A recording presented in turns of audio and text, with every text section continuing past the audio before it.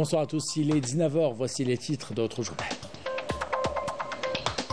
Deuxième jour de l'Aïd, nous verrons dans ce journal comment les permanences s'organisent au niveau des commerces à Alger et à Béjaïa, les permanences qui s'organisent également au niveau des pharmacies et des hôpitaux. L'exemple de ce soir à partir de Tindouf et de Batna.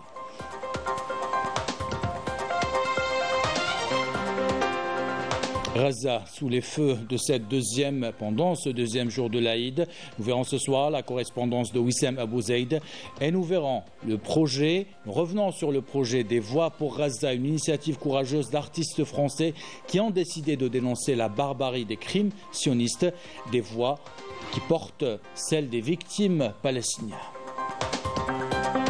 Enfin, à quelques jours du mois de patrimoine, nous vous proposons le portrait singulier d'un amoureux des chiffres et des mélodies, Brahim Haj Qassem, un mathématicien devenu ambassadeur de la musique andalouse en France. Une belle rencontre racontée par Fella Ben. Voilà pour les titres, bienvenue à tous en ce deuxième jour de l'Aïd et au nom de toute la rédaction, je vous souhaite un Aïd Moubarak. Ce journal sera donc consacré en grande partie à Aïd el-Fitr. Arrêtons-nous ce soir sur les permanences organisées par nos commerces. Objectif permettre aux Algériens de continuer à se procurer les produits dont ils ont besoin. L'exemple ce soir à partir de la capitale et la ville de Béjaïa. Commentaire Yasmine Missaoudi. Au niveau de la capitale, les Algérois ont pu bénéficier d'un service non interrompu au niveau des différents commerces, grâce à la mise en place d'un système de permanence par la direction du commerce. Les deux supérettes situées en bas de chez moi sont ouvertes. Elles disposent de tout ce dont nous avons besoin. Moi, par exemple, je viens d'acheter de la limonade, des haricots blancs et des lentilles. Suite aux orientations du ministère du Commerce, nous sommes ouverts en ce jour de l'Aïd. Il y a une grande affluence de la part des habitants. Il est vrai que les années précédentes, nous avions du mal à trouver un commerce ouvert. Ces dernières années, la permanence est assurée. Au niveau de la boulangerie, le pain est disponible. Même si vous venez en temps de journée, vous en trouverez. À Béjaïa, les commerçants ont également assuré la permanence en ce jour de fête afin de répondre aux besoins de leurs clients. Ce n'est pas la première fois que j'assure la permanence durant l'Aïd. On fait de notre mieux. On fait de notre mieux d'être à jour, d'être à la hauteur avec les citoyens. Et pour assurer un service de qualité, une batterie de mesures a été prise par la direction du commerce de la wilaya. Au niveau de la wilaya de Béjaïa, ce sont 584 commerces qui ont été mobilisés, dont 123 boulangeries, ainsi que les alimentations générales, les boucheries et tout ce dont ont besoin les consommateurs. Une initiative qui a permis aux citoyens de célébrer la fête de l'Aïd el-Fitr dans les meilleures conditions. Et justement, pour vous permettre de passer un Aïd dans les meilleures conditions, les hôpitaux et les pharmacies ont également joué le jeu. À Batna, les pharmacies ont assuré leur permanence. À Tindouf, les patients étaient contents de tomber sur un service minimum au niveau des hôpitaux. Commentaire de Amel Siritir. Au niveau du service des urgences de l'hôpital Silhouas à Batna, l'activité est intense. Les équipes médicales veillent à fournir les soins nécessaires aux patients, notamment durant ces jours de l'Aïd. On assure la permanence durant ces jours de Aïd el-Fitr. Nous tenons à assurer les soins à tous les malades. On assure la garde de l'Aïd. Nous travaillons tout le temps 7 sur 7, H24, pour assurer les consultations, les hospitalisations. Donc, on est toujours là. Donc, tout est providé et fourni, alhamdoulilah. De leur côté, les habitants de Tindouf ont salué le travail et la disponibilité des équipes médicales, des équipes au service de la population. Les équipes médicales prennent bien en charge les patients. Ils ont vraiment assuré. Malgré le nombre important de patients, on tient à les remercier. J'accompagne un membre de ma famille. Il est bien pris en charge. Les pharmacies à Batna maintiennent leurs portes ouvertes afin de garantir la continuité du service durant ces jours de l'Aïd. Nous sommes ouverts durant ces 2 jours de l'Aïd. On fait de notre mieux pour répondre aux besoins des citoyens. Nous sommes là pour accompagner les commerçants, mais aussi pour veiller au strict respect du système de permanence spécialement mis en place pour l'Aïd. La permanence durant ces jours de l'Aïd au niveau des hôpitaux et des pharmacies revêt une grande importance pour garantir aux citoyens une prise en charge continue. Eid el-Fitr, symbole de solidarité avec les plus fragiles. Ce soir, nous vous invitons à partager la joie des enfants cancéreux à l'hôpital de Canastel à Oran. La visite des membres d'une association a permis, vous allez le voir, à des dizaines d'enfants de retrouver le sourire le temps d'une après-midi. Couverture Sofiane Mourline, commentaire Rina Lerari. La joie était palpable dans ce service de pédiatrie de l'hôpital de Canastel grâce aux membres et aux volontaires d'associations venus partager le bonheur de cette fête religieuse avec les enfants malades. Nous remercions toutes ces personnes pour cette initiative et d'être présentes ici. Depuis 5 ans, le groupe des scouts musulmans de la mosquée Abdelhamid Ibn Badis a pris l'habitude de rendre visite aux patients et de distribuer des cadeaux dans tous les hôpitaux de la ville. Nous avons organisé cette sortie à l'occasion de l'Aïd sous le slogan « Apaisement des cœurs » afin d'exprimer notre solidarité aux personnes malades. Après la prière de l'Aïd, nous nous sommes rendus aux hôpitaux de la région, notamment celui des enfants ici à Canastel.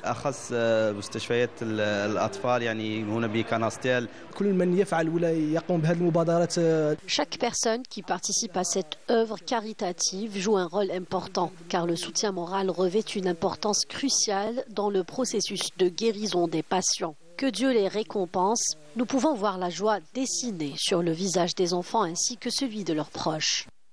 Des gestes altruistes qui contribuent à dessiner un sourire sur le visage des enfants, leur apportant de la joie et du réconfort. Voilà pour cette page consacrée à Eid el-Fitr. Dans l'actualité de ce jeudi, des chutes de pluie, parfois sous forme d'averses orageuses, affecteront ce soir Al-Oued, Tougurt, le Mghayr et le nord de Ouergla, des wilayas placées en vigilance orange. D'autres wilayas de l'Est et du Sud-Est sont concernés par ce BMS, comme vous pouvez le voir sur ces images.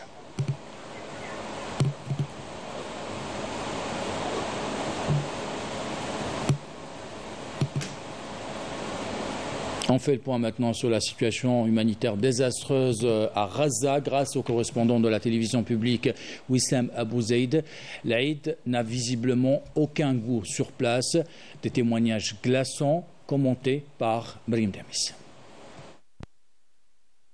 C'est au milieu des ruines de ces immeubles détruits que les Palestiniens ont accompli la prière de Eid el-Fitr. Notre correspondant Wissam Abou Zaid a recueilli des témoignages poignants de la résilience et de la détermination des Palestiniens face aux ravages de ce crime de guerre. Ceci est un message de défi à l'occupation sioniste, car peu importe combien ils détruisent de mosquées ou de maisons, nous continuerons à prier et célébrer nos fêtes religieuses. Les occasions de joie sont limitées, mais le peuple palestinien est déterminé à célébrer la fête de l'Aïd.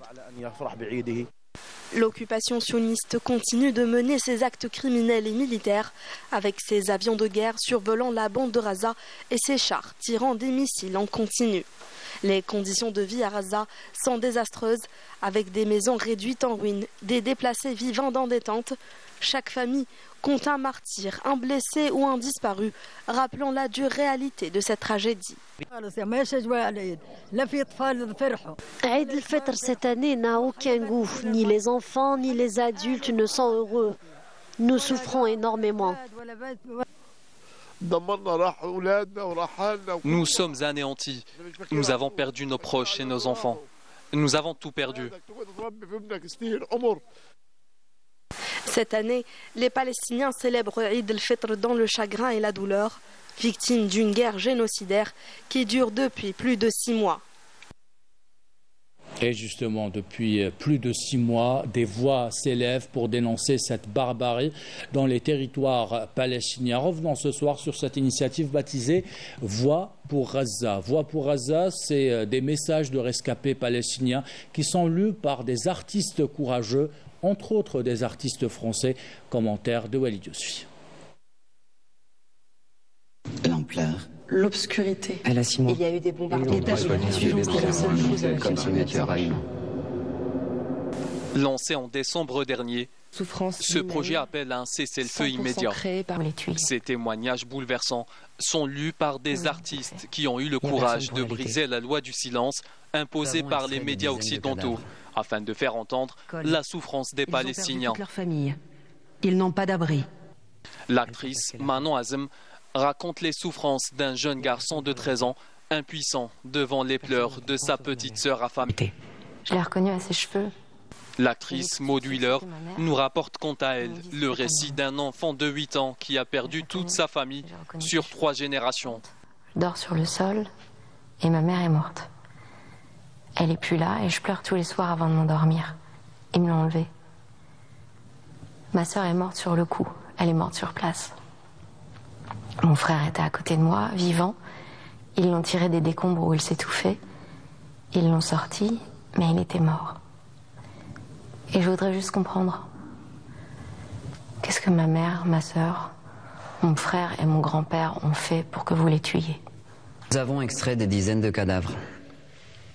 Il y a beaucoup d'enfants. L'acteur Nahuel Pérez Biscayar a choisi de lire le témoignage d'un bénévole palestinien qui décrit des visions d'horreur après le bombardement d'une cité à Deir el-Balah par l'entité sioniste. Ils ont tout tué. Il n'y a pas de droit de l'homme, de droit de la femme. Ils bombardent, ils tuent, comme si nous n'étions pas humains. C'est une avalanche de souffrance. Lorraine Bastide, cette journaliste française, nous invite à écouter le témoignage d'un médecin qui dénonce l'effondrement du système de santé palestinien au vu et au su de la communauté internationale, alors que les raids sionistes se poursuivent. Ces bombardements visent les structures médicales, les ambulances, les églises, les mosquées, les écoles, les camps de réfugiés qui sont bondés, des camps de réfugiés. Ils font disparaître des familles entières en une seconde. Des familles sur plusieurs générations s'éteignent en une seconde. Nous avons organisé des séances de... L'actrice Rachida Brakni nous lit le témoignage d'un membre de Médecins sans frontières bouleversé par les récits d'enfants palestiniens qui n'attendent plus rien de la vie. Ou un bras de l'autre côté. C'était tout simplement horrible. Existe-t-il une perspective de survie que vous pouvez proposer aux enfants qui ont tout perdu et qui ne savent pas où aller? Ils ne savent pas de quoi l'avenir sera fait. Il n'y a plus d'école. Ils ont perdu toute leur famille. Ils n'ont pas d'abri. Ils n'ont plus rien. Rien ne les soulagera. Rien ne pourra atténuer la souffrance si ce n'est un cessez-le-feu. Voilà pour ces témoignages très forts. Nous terminons ce journal avec le portrait de Brahim Hadj Qassem. C'est un mathématicien passionné de musique andalouse, vous allez le voir, qui a réussi à conjuguer les deux passions avec brio. Son amour pour la musique andalouse et le partage en France grâce à ses différents concerts. Des concerts qui invitent dorénavant les mélomanes à s'intéresser davantage à la langue arabe. Flabno l'a rencontré à la salle Ibn Khaldoun. C'était pendant le mois de Ramadan, au moment où il faisait ses répétitions. Portrait.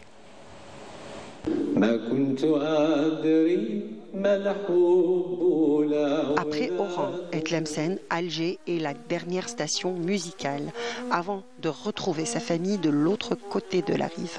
Brahim Hadj Qassem a un nom, une voix reconnue comme l'une des plus belles de l'école de Tlemcen. Et pourtant, ce qui était une simple activité pour le père est devenu une véritable passion pour le fils. Il m'a inscrit dans une association, j'ai travaillé pratiquement avec tous les maîtres connus à Tlemcen, Nouri Koufi, Soufer Ben Ghabrit, Fouzi Khalfat et tout. Après, j'ai connu le grand maître Salah Boukli qui m'a enseigné aussi les bases de la musique andalouse et surtout l'école de Tlemcen. J'ai constitué mon premier groupe en 90 et j'avais la chance d'avoir mes deux frères, Mohamed et Omar, qui étaient des bons musiciens, qui étaient avec moi, qui ont constitué avec moi l'orchestre. Et le papa il m'a dit, écoute, c'est très simple, termine tes études et après on verra. En 1993, le jeune artiste décroche donc un ingénierat en génie mécanique.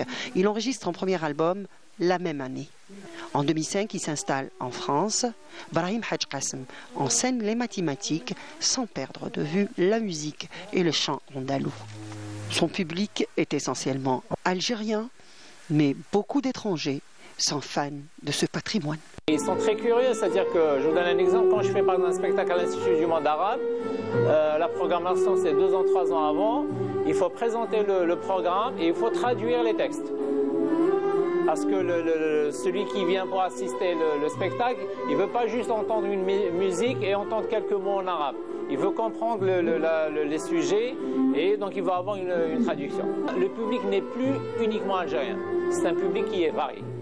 Alors quand je suis parti en France les premières années, en 2005-2006, j'ai créé une école, je l'ai appelée à l'époque l'association Nouba. Donc je travaillais avec une école un centre d'animation au 13e arrondissement à Paris.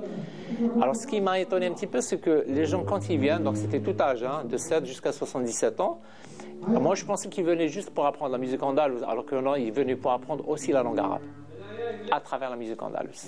Plus qu'une passion, pour Brahim Hadj Qassem, la musique algérienne est une identité portée haut par les artistes algériens à l'étranger.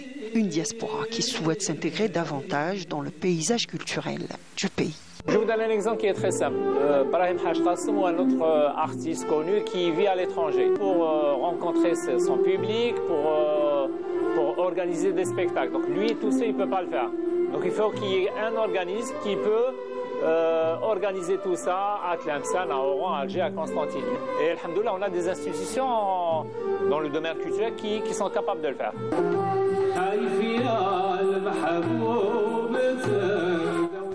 Et à propos de projet, l'enfant de Tlemcen nous donne rendez-vous en juin prochain à Paris.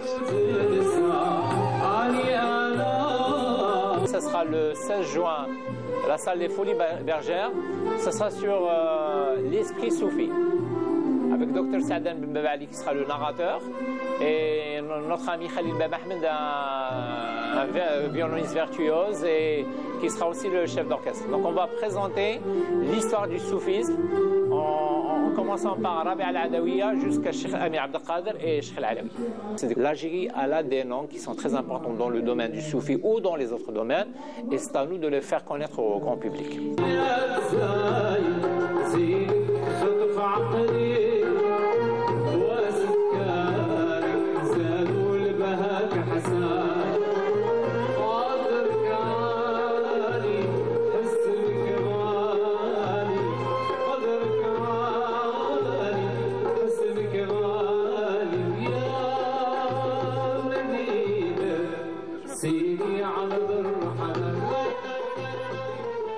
Et avec notre beau patrimoine, nous arrivons à la fin de ce journal. L'équipe de la rédaction qui l'a préparé, l'équipe technique qui l'a réalisé, vous remercie de l'avoir suivi.